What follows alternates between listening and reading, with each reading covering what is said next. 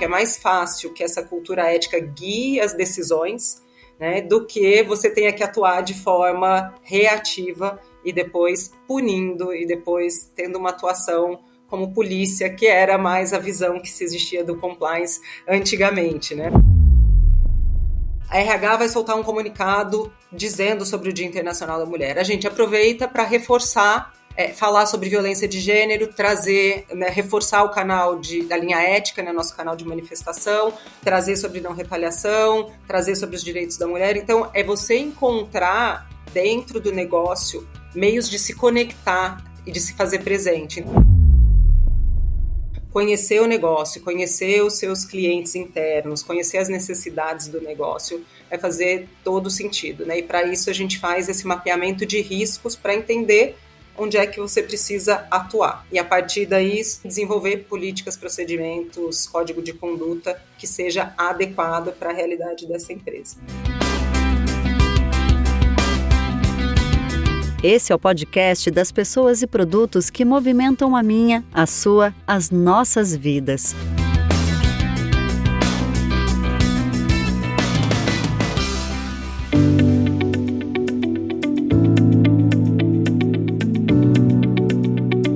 A Juliana Darini é uma das profissionais mais admiradas mundialmente na área de ética e compliance.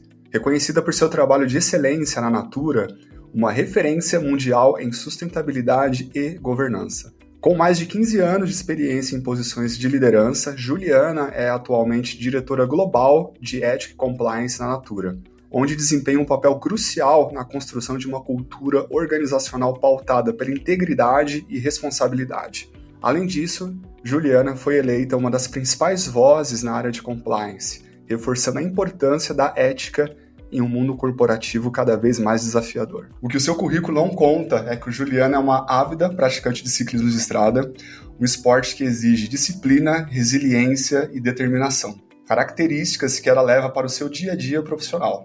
No episódio de hoje, vamos explorar como essa conexão entre o esporte e a carreira molda a sua abordagem compliance, além de desmistificar a visão de muitas pessoas ainda têm sobre essa área tão vital para as empresas. Juliana, bem-vinda ao Pessoas e Produtos. Obrigada, Bruno. Um super prazer estar aqui, batendo esse papo com você, principalmente para falar de dois temas que eu adoro, né, que é compliance e ciclismo. Então, obrigada mesmo pelo convite.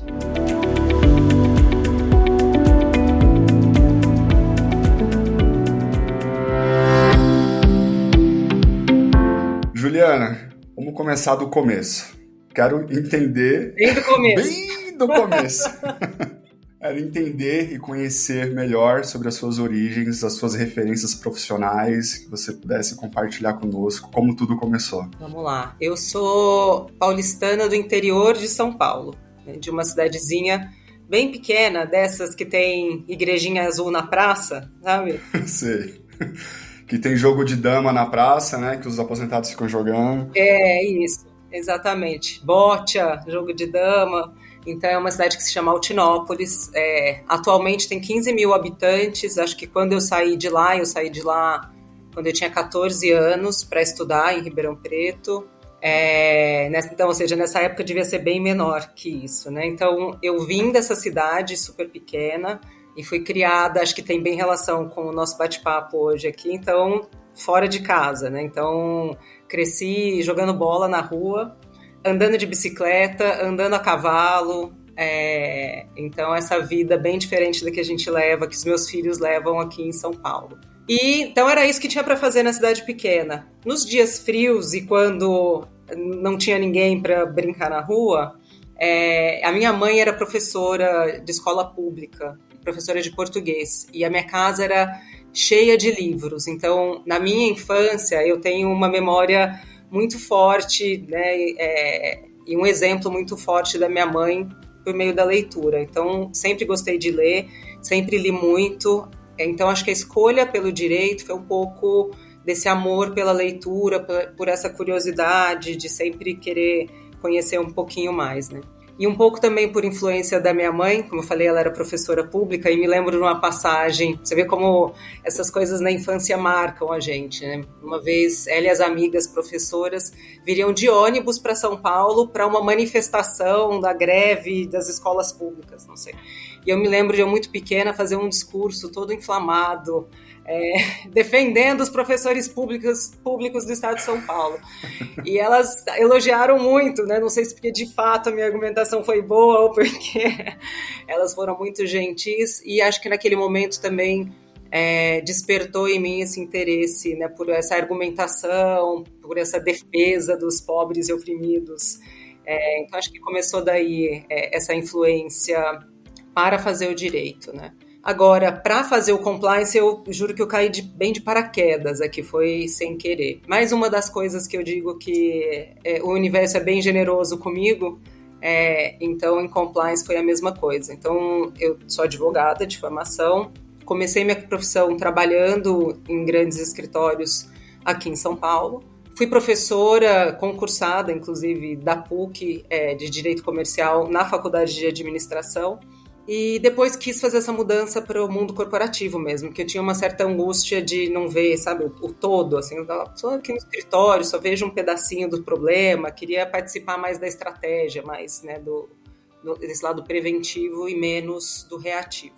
E eu trabalhava na PepsiCo, no departamento jurídico, mais especificamente em compliance, e sempre fui uma pessoa super curiosa, gosto de pessoas, gosto de conversar, gosto de saber, como eu falei lá atrás, né? E uma vez analisando um contrato mais complexo, eu pensava, não é possível, né? Alguém na PepsiCo já fez um contrato desse, pergunta daqui, pergunta dali, me passaram um telefone de uma advogada responsável por contratos global. Eu entrei em contato com essa pessoa me falou, olha, a gente vai ter um grupo semanal de trocas entre vários advogados de contratos da PepsiCo no mundo. Você não quer participar? Eu fui participar. E aí, todas as vezes que alguém do time de compliance, porque não existia compliance no Brasil nessa época, né? E todas as vezes que alguém precisava de alguma coisa de compliance no Brasil, alguém falava, eu conheço uma advogada lá no Brasil que pode te ajudar. Então aí eu revia o código de conduta em português, eu participava de investigação junto com alguém, né, eu presencial e o investigador online. E quando eles foram fazer o risk assessment, né, o mapeamento de riscos aqui no Brasil, me pediram ajuda. Quem é quem aqui, quem são as pessoas nesses cargos para a gente entrevistar, você pode ajudar agendando essas entrevistas, você pode participar das entrevistas. E a recomendação desse Risk Assessment foi ter uma posição de compliance no Brasil, né? E aí eles me chamaram para participar do processo e me convidaram para assumir essa posição como a responsável de compliance, por compliance aqui no Brasil. Te confesso que naquele momento, eu adoro ser advogada, e naquele momento eu fiquei em dúvida, eu falei, o que é esse tal de compliance, né? Eu não sabia muito, fiquei na dúvida se ia, se não ia, mas foi a melhor coisa que eu fiz, sou super feliz e uma grande entusiasta, né, de ética e compliance. Curiosidade, 2 pontos, pegando 2 ganchos. Qual era a sua idade quando você foi ativista do ensino público aqui em São Paulo? Você tinha quantos anos? Eu não sei. Quando eu fui pensando nessa história, eu devia ter o quê? Uns 9 anos. Eu era mas era ativista, eu estava em casa, né, com a minha mãe e as amigas, né? Por isso que eu acho que elas foram mais generosas do que, de fato, a minha linha de raciocínio, minha argumentação, não sei se ela era tão potente assim, mas eu era bem jovenzinha. Mas foi algo que daí a gente vê, né, quando a gente fala com crianças, o elogio, a forma que você fala tem um impacto, pode ter um impacto grande, né, da vida toda. Não, completamente, gera a memória emocional, que você lembra disso até hoje e consegue fazer esse viés, a gente chama de viés retrospectiva, né, de contar a sua história e lembrar exatamente desse ponto, depois de estudar direito, trabalhar em escritório de advocacia. Então isso é muito legal, é a forma que a gente é moldado, né?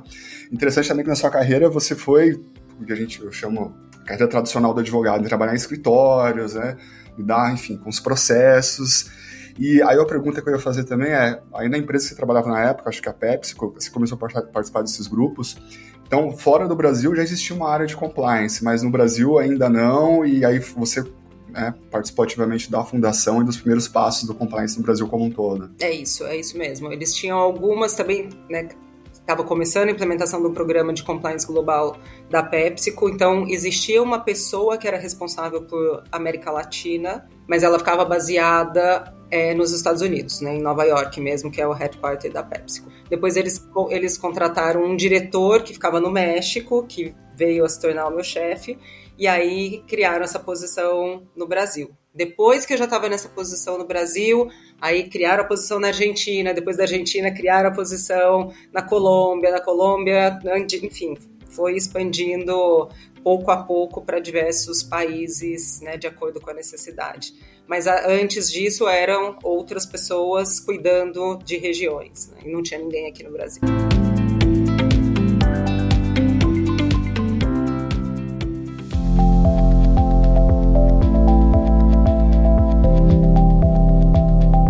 Então, o que já me dá o gancho para a próxima pergunta é que, assim, a sua carreira, ela se confunde muito, então, com a história do compliance no Brasil. Como ele começou, como surgiu, enfim, as primeiras áreas aqui. E hoje você é uma das profissionais mais admiradas da área de ética e compliance aqui no Brasil. Primeiro, como que você enxerga essa conquista e olhando em retrospecto também, desde como tudo começou e até hoje, qual que é a sensação olhando a sua jornada nessa área? Bom, primeiro eu fico super feliz e honrada, né? Porque essa premiação ou esse reconhecimento, ele é feito baseado na indicação dos seus pares. E tem muita gente boa no mercado, né? Então, quando eu recebi a primeira vez e esse ano foi a 5ª vez consecutiva, então é com muita alegria mesmo, sabe aquela sensação de, poxa vida, tá dando certo, né? É um sentimento de que uma convicção mesmo, de quando você faz algo que você acredita, você se dedica e faz com amor, os resultados vêm, né?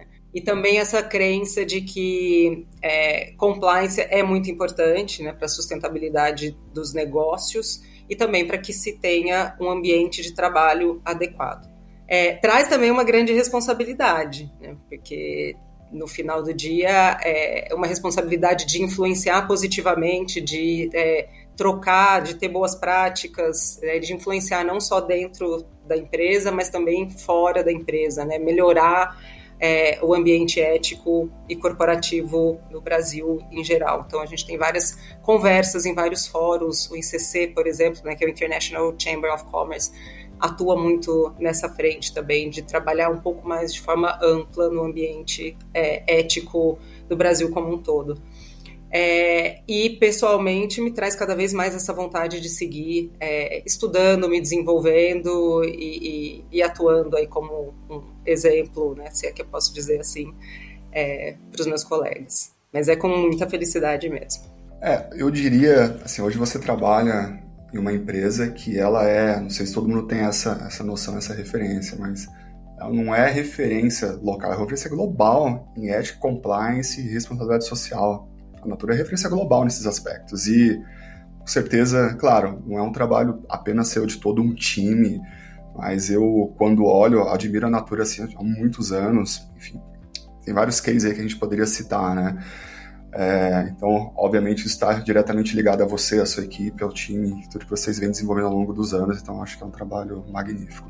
Não é legal mesmo, a Natura tem algumas certificações muito importantes e que poucas empresas brasileiras têm, né? Então ela já foi mais de 13 vezes reconhecida como uma das empresas mais éticas do mundo, é reconhecida constantemente pela CGU, né, com o Proética, então além de outros, né, como o Merco e outras certificações também, mas especificamente relacionada à ética, a gente tem essas duas que são certificações de destaque e que nos traz muita alegria, né, também um reconhecimento, mas que também a gente utiliza para seguir aprimorando. Então essas certificações, além de demonstrar o nosso compromisso com a ética, com a transparência, né, e com um impacto positivo, elas também nos ajudam a seguir cada vez mais aprimorando e revendo o nosso programa e o que a gente pode aprimorar a cada dia. Agora a pergunta para a consultora de compliance, ética compliance, Juliana Darini. Para um líder, para um gestor, ou até um empresário que queira implementar genuinamente uma área de ética e compliance ou programas de ética e compliance, quais são os principais conselhos ou dicas que você pode dar para essas pessoas? Vamos lá, então a gente tem a primeira questão básica, que a gente diz que não tem um programa de ética e compliance que sirva para todo mundo, né? Então, cada empresa, cada país vai ter um programa de compliance que é adequado às suas necessidades. Mas o primeiro e mais básico de todos e que vai determinar a eficácia e a efetividade no programa de compliance é, de fato, o engajamento da alta liderança, que é o que a gente chama o tone at the top, né? O que significa esse engajamento da alta liderança? Um é que eles, de fato, estejam comprometidos, sejam o modelo, né? Ou também o famoso walk the talk, então que eles façam o que eles pregam, e que, de fato, apoiem esse programa de compliance, né, por meio de recursos, pessoas, dinheiro, tecnologia, né, sistemas, que eles, de fato, apoiem nas palavras, né, estejam presentes nos treinamentos, cascateiem as mensagens. Então, esse apoio da alta liderança é essencial. O segundo, como eu falei, então você precisa ter uma pessoa que seja dedicada, né, com o apoio dessa alta liderança e que de fato conheça o negócio. Então, não adianta você ter alguém que vai ter aquele programa enlatado e que não tem sentido para o seu negócio. Então, conhecer o negócio, conhecer os seus clientes internos, conhecer as necessidades do negócio vai fazer todo sentido, né? E para isso a gente faz esse mapeamento de riscos para entender onde é que você precisa atuar. E a partir daí desenvolver políticas, procedimentos, código de conduta que seja adequado para a realidade dessa empresa. Mas antes de você seguir, só uma curiosidade, por que é importante conhecer sobre o negócio no detalhe? Porque você vai ter que direcionar o seu programa de compliance para essas necessidades, né? Então, vamos supor que você tenha uma empresa que não tenha interação com o oficial do governo, e você desenvolve políticas e procedimentos e faz os treinamentos focados em anticorrupção. Qual é a efetividade, qual é a conexão que você vai ter com o seu negócio? Nenhuma, né? Você tem um problema que é relacionado a comportamento, é relacional, é de ética no ambiente de trabalho, você tem que focar nesse problema. Você tem um problema que é relacionado à inovação, a regulatório, a poder desenvolver novos produtos, você vai focar nesse ambiente, nesse aspecto. Então, de fato você conhecer não só o negócio, mas também as necessidades de cada um dos seus stakeholders ou, né, das suas partes interessadas ou dos seus clientes internos. Depois repetição, falar. E, para mim, o mais importante em compliance são as pessoas e uma cultura organizacional, né? Porque você pode prever todas as políticas do mundo, todos os controles, todos os processos. São as pessoas que implementam, interpretam essas políticas e procedimentos. Se você não tem pessoas que estão comprometidas, né, que entendem o porquê, a necessidade e a importância disso acontecer, não vai acontecer. E outra que é impossível você prever todas as situações do mundo. Então, se você constrói uma cultura baseada em valores, uma cultura ética, é mais fácil que essa cultura ética guie as decisões, né, do que você tenha que atuar de forma reativa e depois punindo e depois tendo uma atuação como polícia, que era mais a visão que se existia do compliance antigamente, né? A polícia, eu brincava no meu começo, eu almoçava sozinha, ninguém queria almoçar comigo, né? Falava assim, me viu almoçando com a Juliana, coisa boa não é, né? Então, a gente precisa desmistificar esse lado de compliance enquanto polícia e enxergar o compliance como parceiro do negócio. Então, para isso, uma necessidade também de você conhecer o negócio e as necessidades para você poder ser esse parceiro que, de fato, agregue valor e não simplesmente traga mais uma obrigação, mais um treinamento que não é efetivo, né? Então, acho que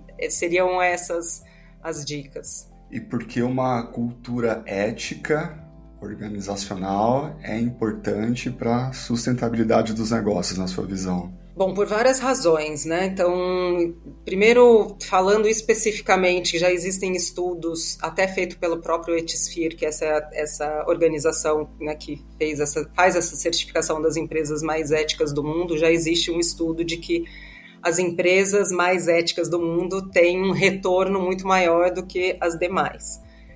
Seja porque hoje em dia as pessoas estão muito mais exigentes em relação ao papel social das empresas, né? Então, hoje não só os consumidores, mas também, né, os colaboradores querem trabalhar em empresas que são éticas, porque você parte do pressuposto que a empresa vai te tratar de uma forma respeitosa, transparente, ética, com integridade, e da mesma forma os seus fornecedores, da mesma forma os seus clientes.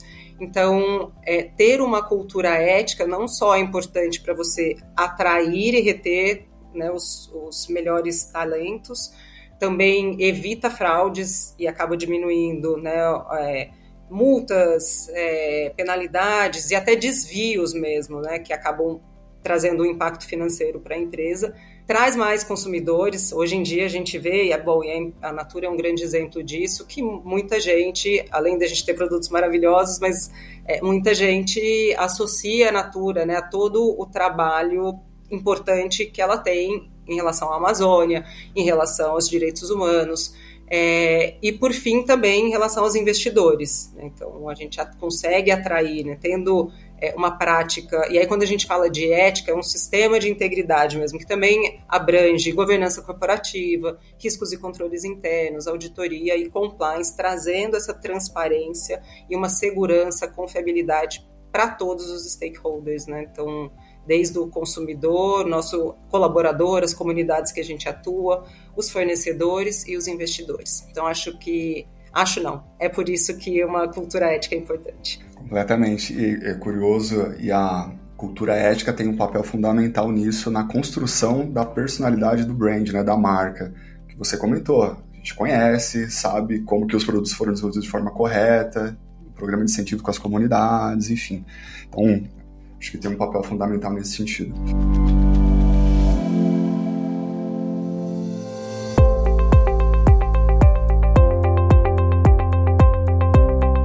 Agora, Juliana, você comentou que no passado ainda muitas pessoas viam o departamento de compliance como polícia, né? Eu acho que não é tão no passado assim. Eu tenho um pouco essa visão hoje com alguns clientes que eu tenho bastante interação, tá? Não vou dizer como polícia, mas vem como departamento punitivo. Vou mandar para o compliance, preciso ver por compliance e tal.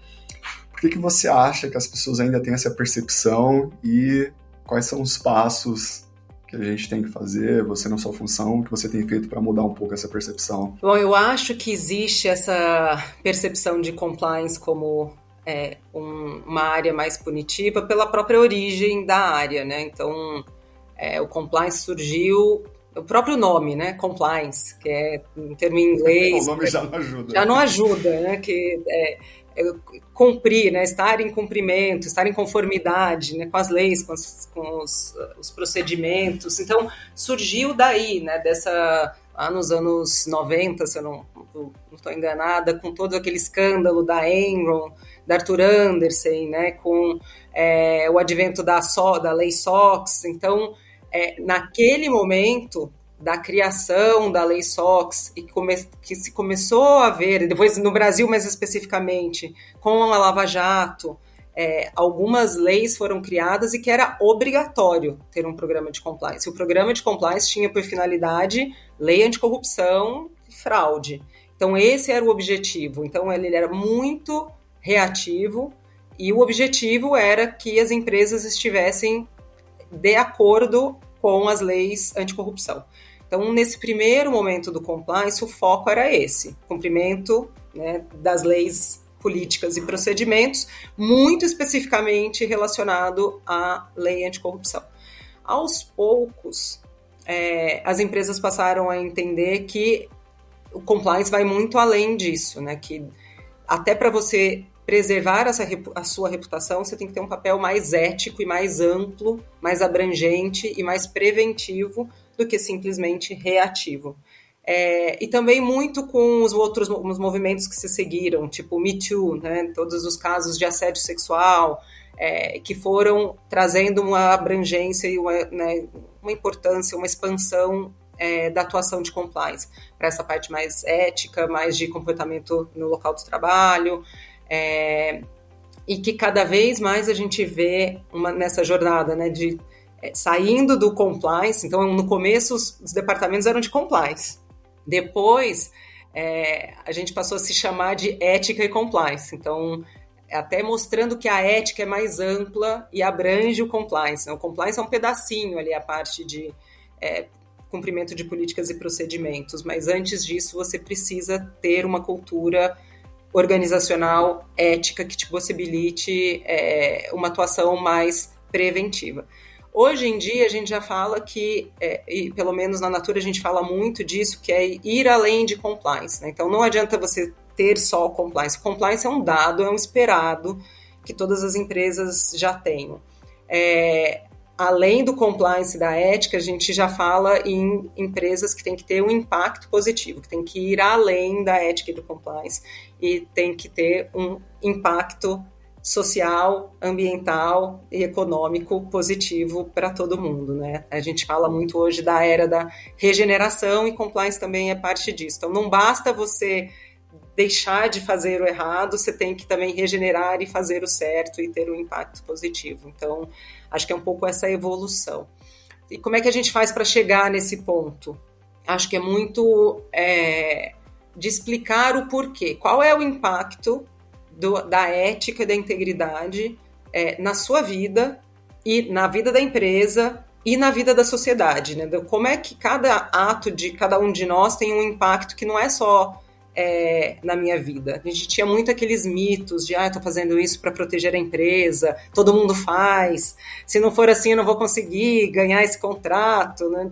Então, assim, aos poucos a gente vem desmistificando esses mitos, né, essas crenças, e vem mostrando que o impacto das atitudes de cada um de nós é muito maior, vai além da nossa empresa, vai para a vida de cada um, e também muito forte na nossa empresa. A gente fala que a reputação, você demora anos para construir e é assim para perder, né? Então, acho que a partir do momento que você traz os porquês, fica mais fácil de cada um, né, dos colaboradores entender a importância e o porquê que por que existe aquela política, por que existe esse controle. A gente fala que hoje em dia não basta mais ser nem parecer, a gente tem que provar que a gente está em acordo, sem estar em desacordo, né? Seguindo todas as políticas que são corretas. Então, é muito treinamento com fatos... Bom, deixa eu voltar um passo atrás e repetir o que eu já falei. É muito conhecer o seu negócio, é muito estar próximo do negócio, não é aquela coisa de compliance, é aquela área que fica sentada na sala da justiça, os justiceiros. Estar próximo das áreas, fazer alianças estratégicas com algumas áreas, mostrar que o objetivo de compliance também é apoiar a inovação, também é trazer lucro, também é aportar valor para o negócio, né? Então, com muito treinamento, com muita repetição de casos práticos e mostrando o valor que compliance pode agregar além das políticas, procedimentos e treinamento anual do Código de Conduta. Porque essa é a visão que todo mundo tem, né? O que faz compliance? Treinamento anual do Código de Conduta e investigação. Mas a gente faz bem mais que isso. A correlação que eu faço quando iniciaram as áreas de compliance no Brasil nas empresas era meio que uma função tática operacional, porque precisava criar algo que não existia. E hoje é muito mais estratégico. Então, tudo que você falou do negócio, a ética ser um tema mais abrangente, você trazer valor pro produto, para acionista, para todo mundo que está envolvido, para toda a cadeia. Então, deixou de ser uma área tática, continua com tático ainda, mas hoje é muito mais estratégico como organização.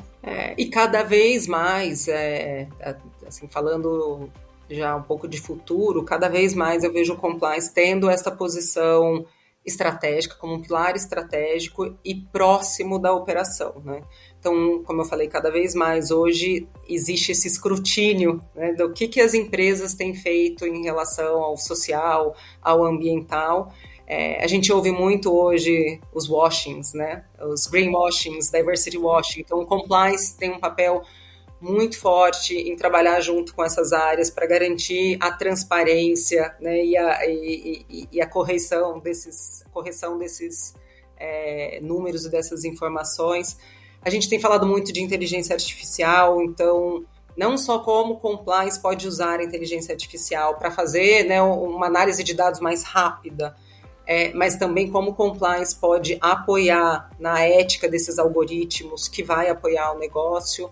A gente tem visto cada vez mais regulações, leis muito mais estritas, até porque o planeta está esgotado, né? Não aguenta mais. Então, cada vez mais a gente tem visto leis mais restritivas, né, de sustentabilidade, de direitos humanos. Então, até nesta parte mais processual e de estar em cumprimento, eu acho que também o compliance vai poder apoiar, ajudar o negócio a ter inovação, seguindo essas leis de forma adequada, ajudando o negócio a poder inovar mais de acordo com o que é exigido, né? Então, por isso que eu imagino e vejo cada vez mais essa posição de forma estratégica e menos operacional, saindo deste compliance e chegando para uma área de integridade mesmo e que cause um impacto positivo.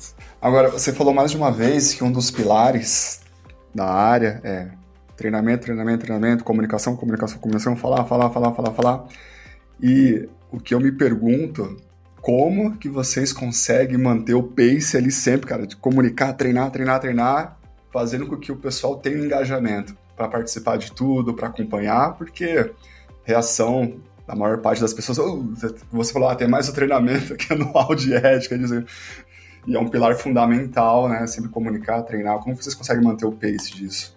Então, de novo, não ter compliance como uma área separada. Por isso que eu falo de conhecer o negócio e ter proximidade com as outras áreas. Então, o que a gente faz? É cada vez mais alinhar com outras áreas e se aproveitar de outras comunicações e outros treinamentos para trazer a mensagem de compliance. Então, eu não preciso ter um treinamento de compliance para falar de compliance, então, ou uma comunicação. Então, vou te dar um exemplo bem simples. Dia Internacional da Mulher. A RH vai soltar um comunicado dizendo sobre o Dia Internacional da Mulher. A gente aproveita para reforçar, falar sobre violência de gênero, trazer, reforçar o canal da linha ética, né, nosso canal de manifestação, trazer sobre não retaliação, trazer sobre os direitos da mulher. Então, é você encontrar dentro do negócio meios de se conectar e de se fazer presente. Então, é exatamente esse o ponto, é não ser compliance como aquela área que está lá apartada.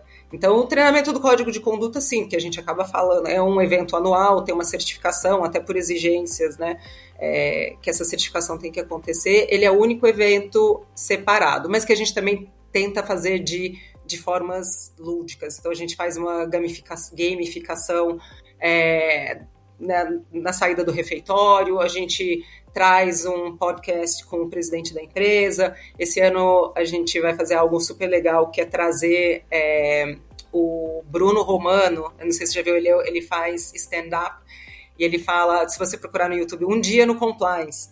Então, para trazer um pouco dessa desmistificação, de novo falando de desmistificação, trazer o compliance de uma forma leve. Compliance também pode ser leve, trazer o compliance para este lugar de somos uma área de apoio, estamos aqui para te apoiar. Então, a melhor forma de fazer isso é aproveitando outras oportunidades. Então, a gente trabalha muito com o time de sustentabilidade, aproveita as comunicações, a gente está no relatório anual, a gente participa de treinamentos de outras áreas para trazer ali no meio uma mensagem de compliance. Então, não preciso ser eu ou meu time falando de compliance, até porque, e já retomando a sua pergunta, né, do que a gente precisa para ter um programa de compliance efetivo, é entender que ética e compliance é função de todo mundo. Então, todo mundo tem que falar. Então, a gente também faz, por exemplo, talking points para os líderes, para que eles falem nos seus staff meetings, né, nas suas reuniões de time, para que eles falem. Eu estou sempre perguntando o que eu posso te ajudar? Qual é o conflito que tem na sua área? Qual é o dilema? Né? Tem alguma coisa, alguma discriminação, algum conflito de interesse, alguma dúvida em relação a alguma política? Então, é aproveitar essas interações para trazer o compliance de uma forma leve e por outros interlocutores. Né? Então, não parece que é aquela coisa punitiva, mas, de fato, educativa. Então, nessa jornada de educação, mais de prevenção e de cultura do que de punição.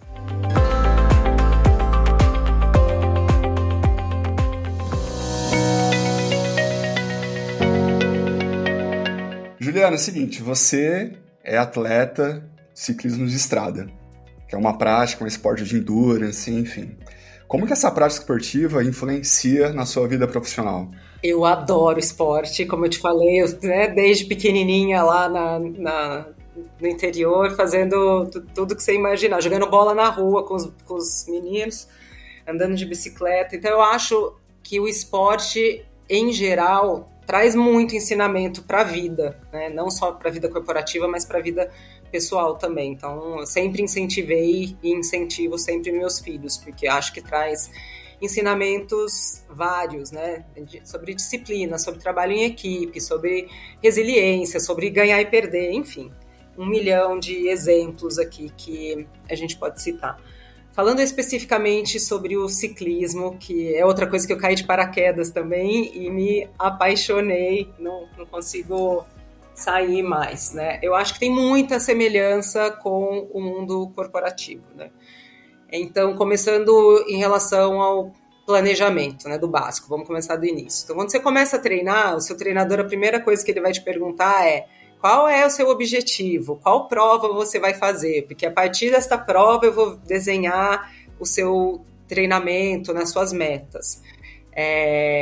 Então, na vida corporativa também, né? Então, quando eu desenho um plano de treinamento de comunicação, voltando também ao gancho aqui com treinamento e comunicação, para eu poder fazer essas amarrações, eu tenho que ter um plano. Desde o começo do ano, eu já alinho, algumas vezes, um plano de 2 anos, para eu entender quais os assuntos eu vou falar, como, em quais públicos e quais formas.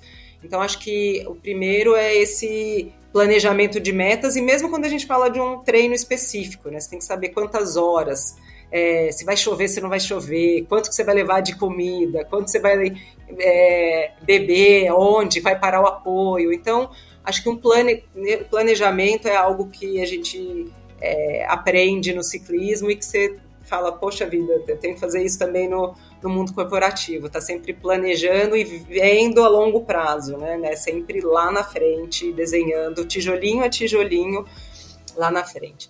Segundo, essa constância, que eu também falei bastante aqui, né? Lembra que eu falei, para construir uma cultura ética, você tem que falar, você vai falando, até que aquilo fique automático, fique parte do processo, né? E, de novo, não precisa ser falando em treinamentos específicos, mas essa constância, essa regularidade, essa disciplina, né? E da mesma forma no ciclismo, tem dia que eu não tô motivada, não tô a fim de acordar cedo, no frio, para ir treinar, eu tô cansada, mas eu sei que se eu não for todos os dias, né, que eu não construir um pouquinho, né, no dia seguinte vai fazer falta, no final de semana vai fazer falta. Então acho que essa constância, essa disciplina, essa regularidade também é algo que para mim faz todo sentido e me trouxe muito mais foco, né? Essa disciplina e organização do ciclismo me ajudaram muito.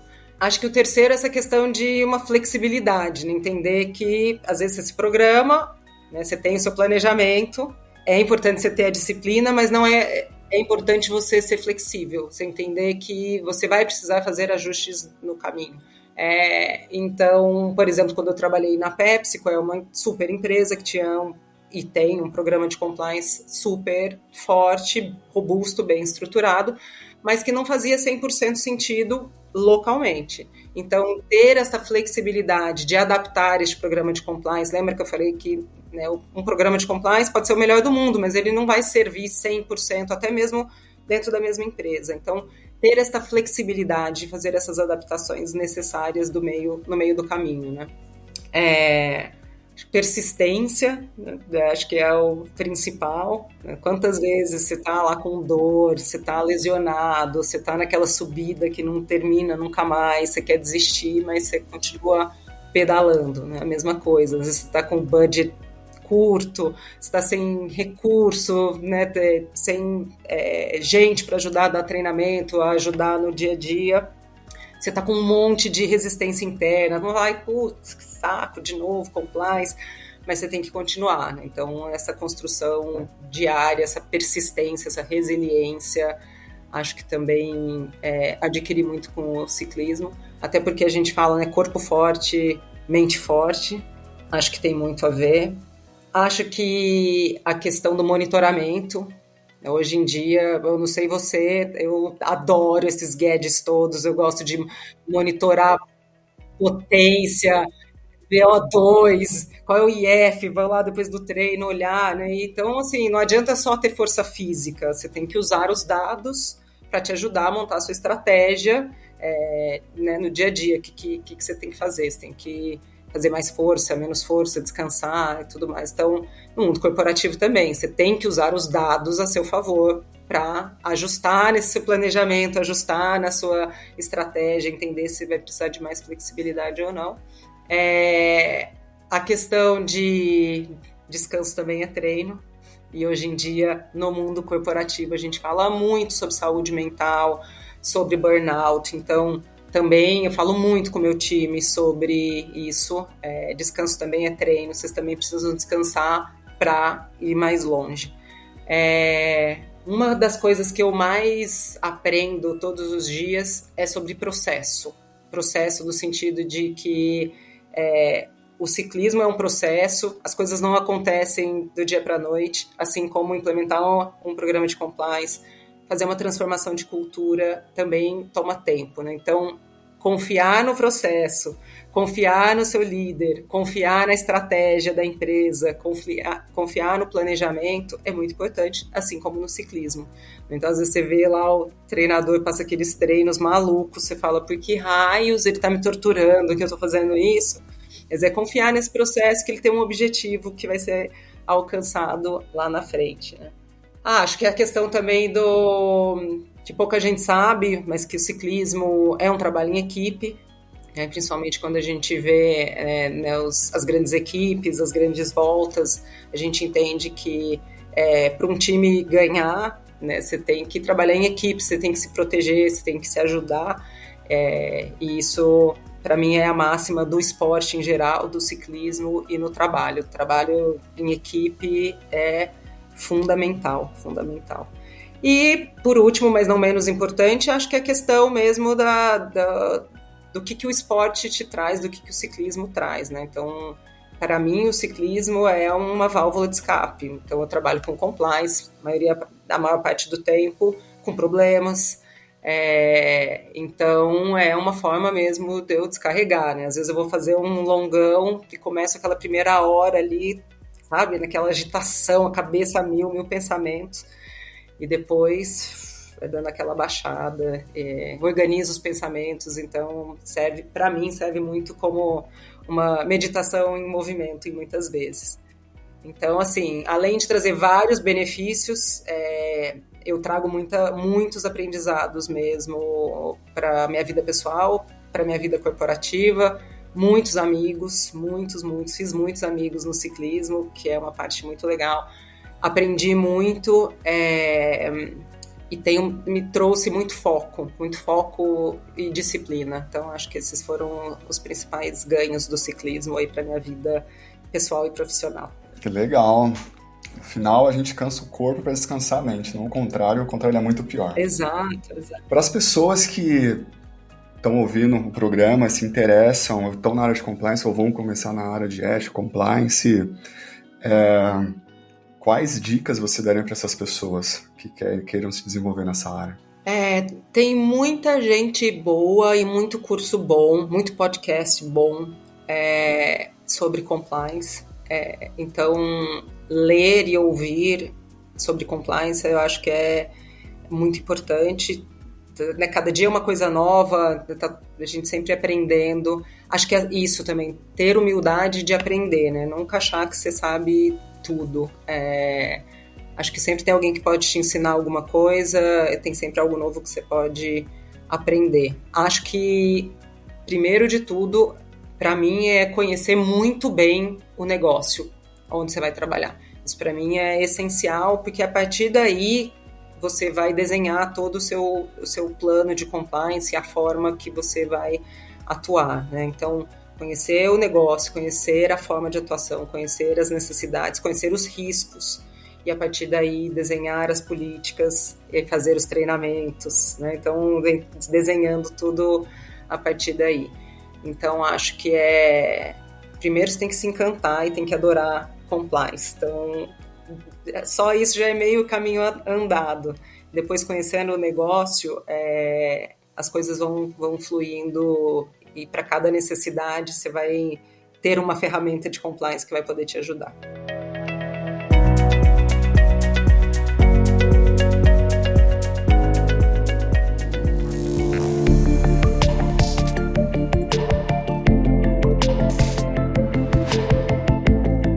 Eu sempre faço uma pergunta, porque essa pergunta vai fundo e as pessoas, você consegue extrair o melhor delas, pelo menos eu tento, e no que elas fazem a diferença na vida das pessoas, que é a pergunta sobre a zona de impacto. Então, pergunto para você também, qual é a sua zona de impacto, uma área, atividade, função, que você acredita genuinamente que você faz diferença na vida das pessoas? Eu sou uma pessoa que acredito que todos os dias eu mudo um pouco o mundo, tá? Eu falo, podem achar que eu sou naiva, ingênua, mas eu realmente, o que eu gosto e adoro de compliance, porque eu realmente acredito que pouco a pouco, um pouquinho por dia, eu ajudo numa mudança para um mundo melhor. Primeiro, como eu falei, que eu acho que uma vez que você ajuda na construção dessa cultura ética ou ajuda a uma pessoa entender, né, o que é a ética, qual é o impacto que isso tem no mundo, você ajuda que ela tome decisões melhores, não só em relação ao trabalho, mas também em relação à vida dela. E um exemplo bem bobo, tá? Imagina a gente, né, temos a mesma idade e vivemos uma vida em que brincadeiras dos diversos tipos eram permitidos e incentivados, né? E ainda hoje a gente vê muita brincadeira politicamente incorreta. Então, você imagina que uma pessoa que no jantar com a família faz essas brincadeiras, acha que é legal. Se o compliance é punitivo, o que acontece? Essa pessoa, ao ser desligada por ter este comportamento, ele vai ficar muito bravo, vai se sentir injustiçado e este comportamento que era em tom de brincadeira, ele vai ser um comportamento agressivo a partir de então. Ele vai, então, reforçar um comportamento que até então ele poderia não ter, e eu estou dizendo de pessoas que não têm noção que o comportamento é inadequado, tá? Diferente de uma pessoa que é racista. Ele vai reforçar esse comportamento. Exato. Estou dizendo de uma pessoa que está fazendo uma brincadeira que sempre foi assim, o famoso, né, das práticas que a gente falou, do passo que vem vindo, os vieses e a forma que a gente foi educado. Então ele vai ficar muito bravo, se sentir injustiçado, não vai entender o comportamento dele como inadequado, e vai levar isso para fora, para casa dele. O filho vai também achar que o pai foi injustiçado e vai reproduzir de forma agressiva, inclusive, vai piorar. O que era uma brincadeira vai ser uma agressão. Os amigos que estavam ali participando daquela brincadeira também vão achar que aquele foi injustiçado, eventualmente vão se voltar contra aquele, né, que era o alvo, ou pode não ter alvo nenhum, mas aquele que se sentiu incomodado. E eu não vou ter resolvido o problema da discriminação, não vou ter mudado o comportamento daquela pessoa, vou ter alguém que vai ter esse sentido incomodado. Se eu deixo de ter um comportamento punitivo e trago uma cultura ética e trago um comportamento, uma forma de atuar mais educativa, se eu consigo explicar para essa pessoa o impacto que a brincadeira dele tem como gatilho naquele segundo, naquele terceiro, né, naquela outra pessoa, Na maioria das vezes, ele próprio vai dizer, poxa vida, não sabia, vou mudar. E aí, ele vai mudar, ele vai ser um agente de mudança para os colegas do trabalho e ele vai ser um agente de mudança na casa dele. E os filhos vão mudar e vão parar de reproduzir aquele comportamento.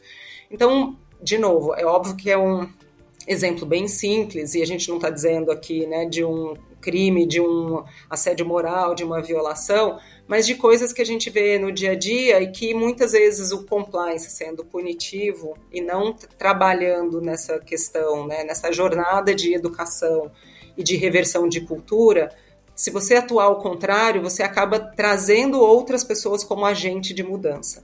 Então, para mim, o maior impacto é esse, quando você consegue mostrar nas pequenas coisas qual é a importância de ética e compliance, o porquê, qual é o impacto que isso tem no outro, dentro e fora, e essa pessoa por si só vai se tornar este agente de mudança, né? Então, para mim, esse é o principal.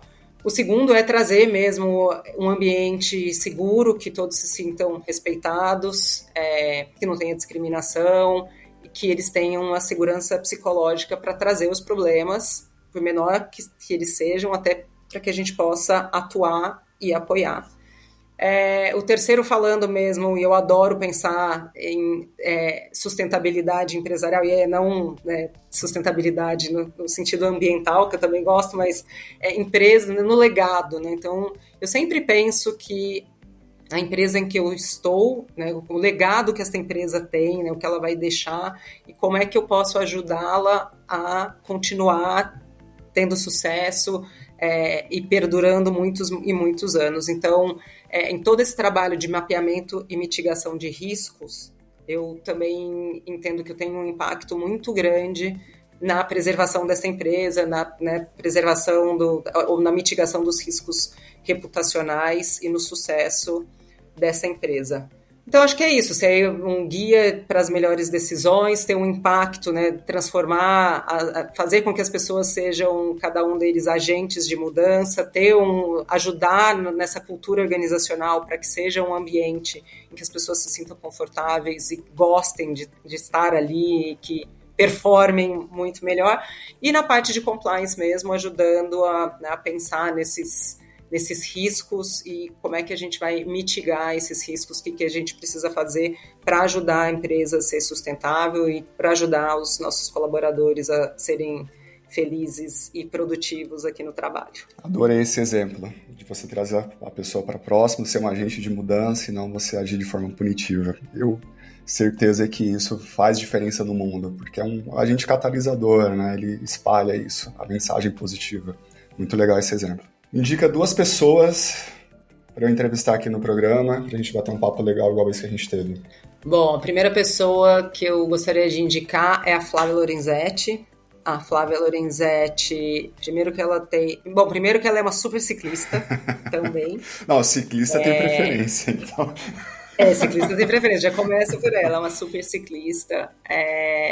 Mas ela tem uma história super legal. Ela começou como garçonete e hoje ela é CEO de uma rede de hotéis.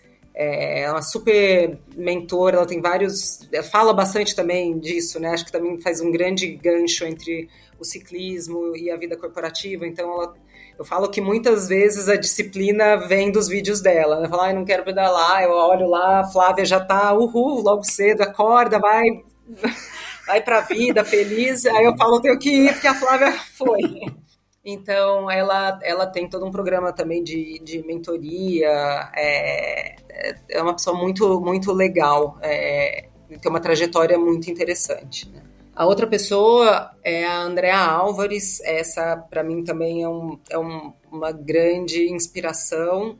Ela foi General Manager da parte de bebidas da PepsiCo, então da época que eu estava lá, uma pessoa muito aberta, muito generosa.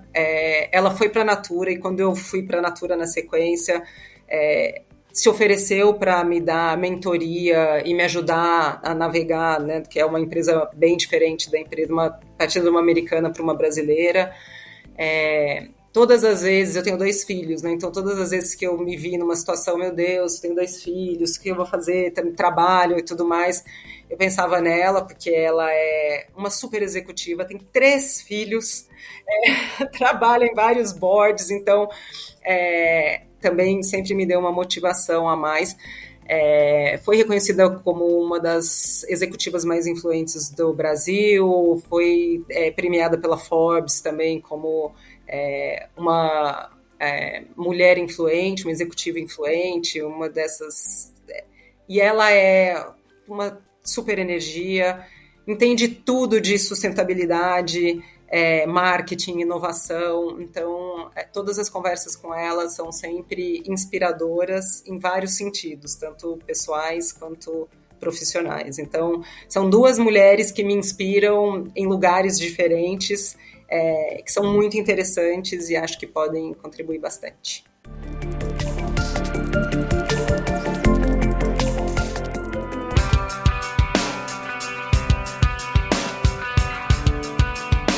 Muito bem, essa foi a Juliana Darini.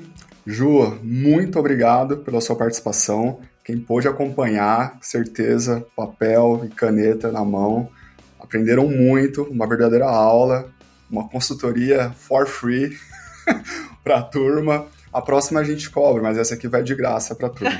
Muito obrigado pela sua participação. Olha, eu adoro falar de compliance, adoro contar causos e adoro falar de ciclismo também. Eu falo mais de ciclismo do que pedalo, eu falo que eu adoro bicicleta, tá? Então, é sempre um prazer. Aqui ou quem precisar, eu sempre estou super à disposição para trocar aí com quem tiver interesse.